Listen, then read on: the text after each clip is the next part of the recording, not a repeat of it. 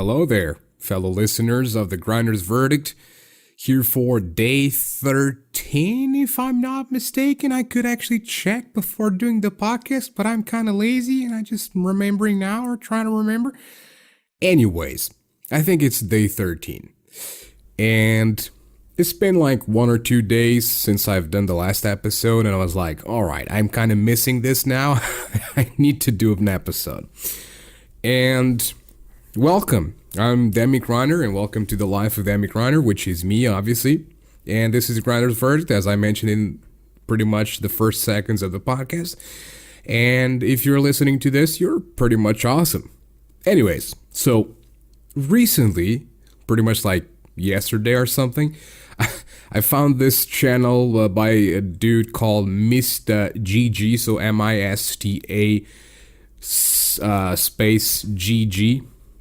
And he does these really cool, like, scripted, but really cool movie review videos. I didn't really care that much about the other videos, other than, like, mystery dark web boxes that he made a parody of and stuff, and mocked with those idiots that do these kinds of things. And he reviews a lot of horror movies, and I was like, yeah, this guy knows. This guy absolutely knows what's up. Because most things he mentioned are pretty much how I feel about most horror movies. Because I am so tired of not getting decent horror movies anymore. And it's been, 10 years, 15 years, 20 years since really good sequences of horror movies coming out. And what's going on with the whole demons, possessing little girls and dolls and doors in horror movies and stuff like that? Like, why are you just using the same thing over and over and over again? And even those that are not using those things are not making any innovative movies. And if someone is trying to make an innovative movie, they really don't have the budget to do a good movie that's appealing to the most audiences.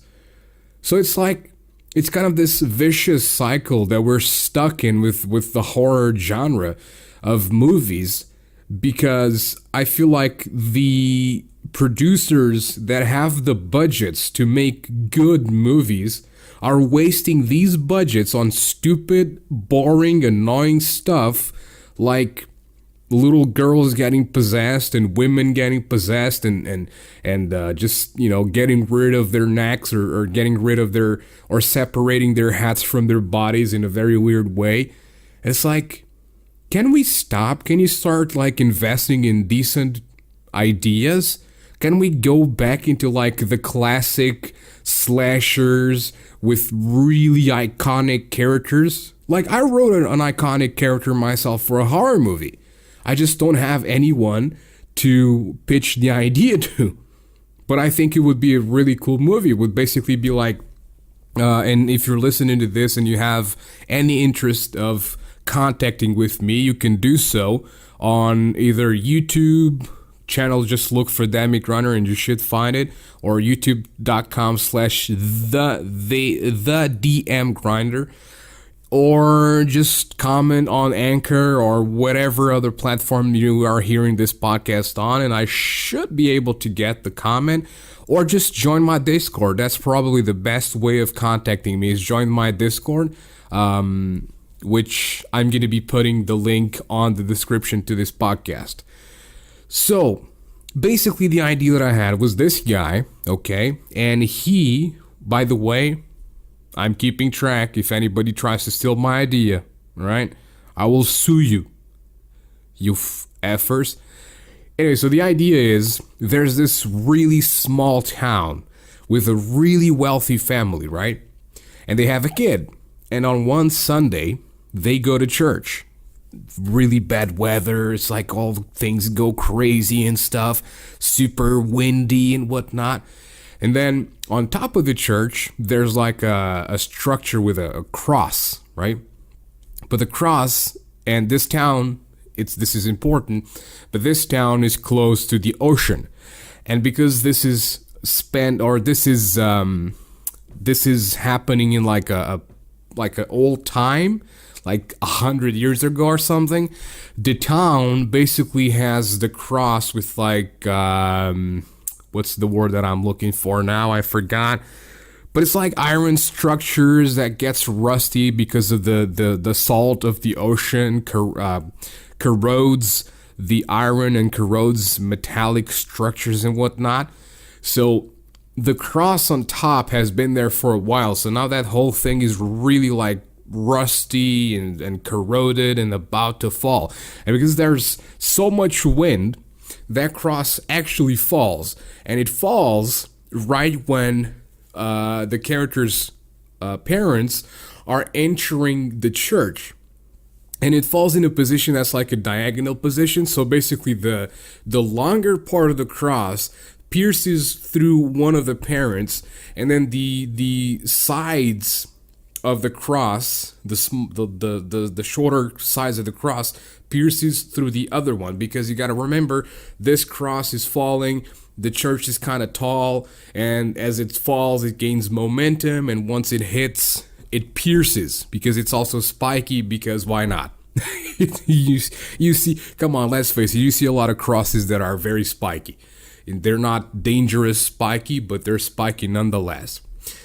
So the kid, obviously, seeing this whole predicament happen in front of him, he gets pretty traumatized, as you would think so, right?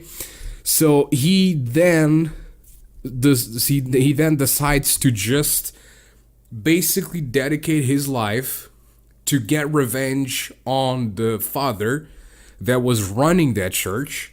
Eventually he does. And then his premise is to basically he becomes like a weirdo, antisocial, doesn't talk to anybody. Actually, he doesn't even talk. The only interaction he has with people is to kill them from that moment on, when he's like 30 something or whatever. So then he has like a bunker, like a thing that their parents built, like a protection or whatever. And in that bunker, he keeps the hearts of his victims in vials as a way of like, I'm gonna get back on God, and I will keep these hearts for myself, because now their souls will never reach heaven. So that's basically the premise. So he's kind of like he basically gets the hearts of his victims and puts them in vials so that his victims don't go to heaven. It's just kind of like a way of keeping the soul of the body entrapped in the vial. Anyways, is this a good idea? I have no idea. I don't know. Would I pitch it to somebody once it's finished? Probably, because it at this point it's like a very short, small script. Because I started writing it for a roleplay character, and I kind of went like, wow, this is actually good. I would actually watch this movie if it was a movie. So then I started writing it based off like, giving more details on the scenery and stuff like that. And yeah, but it's not finished. It's not finished. But I feel like that would be a cool movie. At least it would be a movie that I personally would watch in the movie theaters. But then again, let me know if you yourself would watch this movie, if it ever became a movie. Even then, I have no idea how to pitch ideas to producers or anything. I literally am completely clueless on those subjects. So even if I had the script finished, I wouldn't know what to do with it. And to deliver a script, or to have a script out into the world and then have someone steal the script and then change names and change things a little bit, but basically using the same concept as a lot of movie producers do with creepypasta, and then have zero credits to it and have zero money from it, from my creativity, then nah. I'd rather keep it to myself. When somebody says, dude, I really like that idea, let's make that movie happen, then maybe I'll start, continuing the script and eventually finish it and try to make a movie out of it. But again, this is just a dream. I'm actually It would actually be awesome if I ever could do that. But anyways, yeah, movies are or horror movies are terrible nowadays. I'm tired. I'm actually tired of watching horror movies that are just like A Quiet Place was good because it basically introduced some innovation. You know what I mean? Like I saw The Quiet Place, and I was like, wow, this is actually a pretty cool movie because. And I had to turn off the logical side of me when watching movies because, come on, dude, these things are super sensitive to audio, to any sound or anything. You think walking on sand is gonna keep it from hearing you? No! When you walk on sand, it's kind of loud actually. I mean, it's not like super, super loud, and I know it's beach sand, but it's you can still hear it. You can still hear people walking on that, especially if it's on like the ground. When it's on the beach, it's kind of like silent because, I mean, it's just sand, and your feet are like basically kind of like sinking into the sand.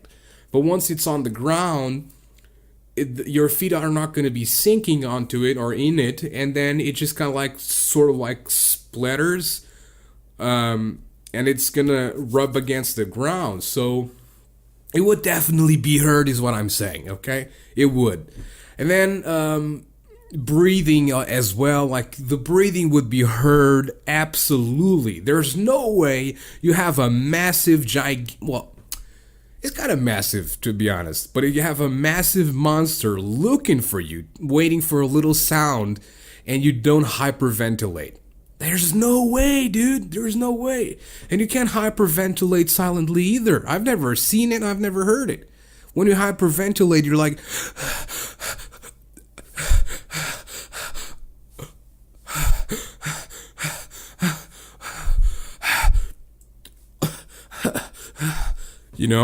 And I'm not even getting close to the microphone to do that. It's pretty loud. Because I can see the levels here. I can see the wave.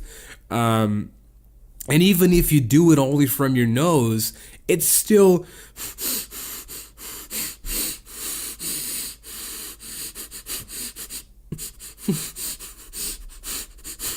You can still hear it. Maybe not as loud as the actual mouth hyperventilating, but you can still hear it. And it's pretty, it's pretty noticeable. So, yeah, but I turned off that side of me that usually watches movies like that, and I just decided to go like, okay, I like this. I dig the design of the monster. Reminds me a lot of the monsters in Uldasil in Dark Souls. So I was like, I dig it. I love it.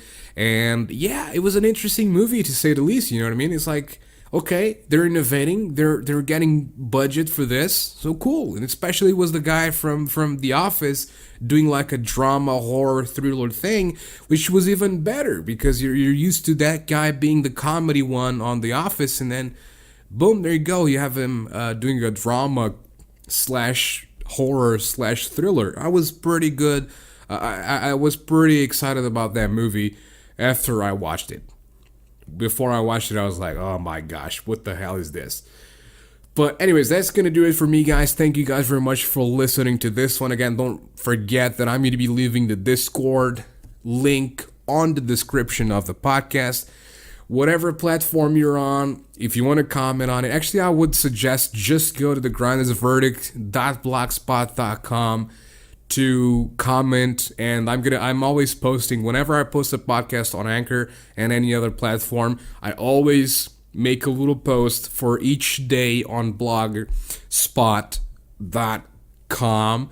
My brain was having some sort of issues there to process words to come out of my mouth.